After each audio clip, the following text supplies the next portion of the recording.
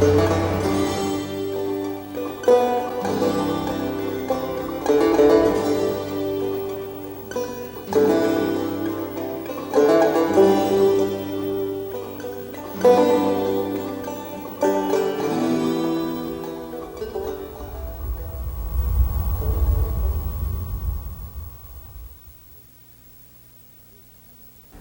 evening, I'm Rick Dancer.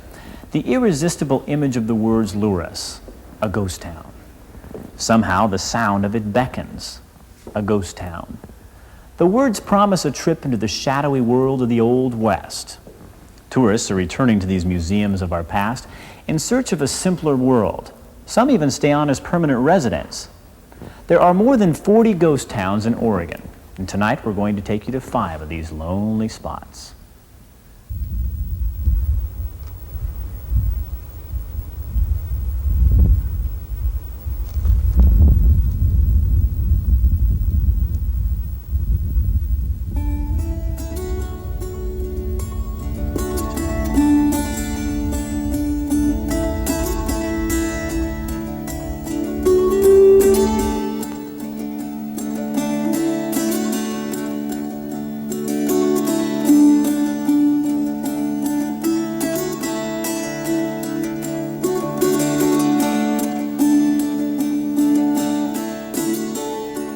They stand in mute testimony to pioneer courage, hardship, and sometimes broken dreams.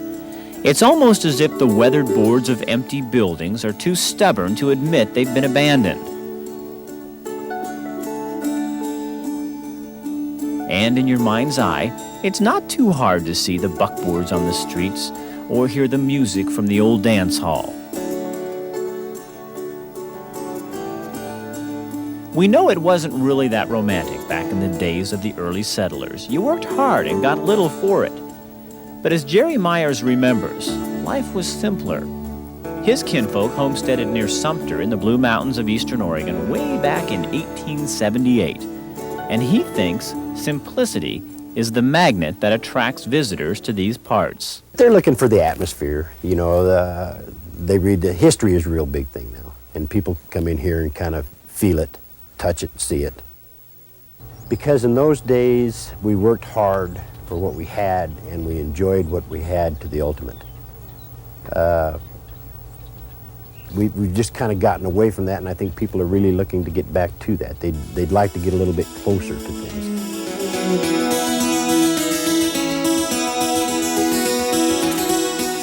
Originally, though, it was gold fever, timber, wool, and the railroad that brought dreamers to live in these isolated valleys and hillsides. Looking at what's left of some of these towns, this was born. You can hardly believe that at one time several thousand people lived here. Saloons, hotels, stores, and homes covered the hillsides just below the old mines. The old-timers say the pioneers found what they were looking for. Times were good, at least for a while.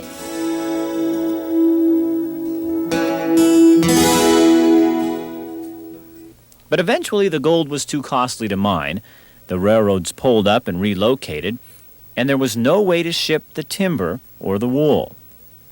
The glitter in places like Granite was beginning to fade. Now it's solitude that attracts residents. Tony Thompson runs the Granite General Store. But you have to be hardy. You have to be willing to work hard. You pay a price for living up here. It's hard economically. It's hard physically. I mean, just keeping your house in shape, going through the winters we go through. Just all those things, you know, you work at it. You don't just come up here and kick back and, oh, well, no problem, I'll just take it easy. That doesn't happen.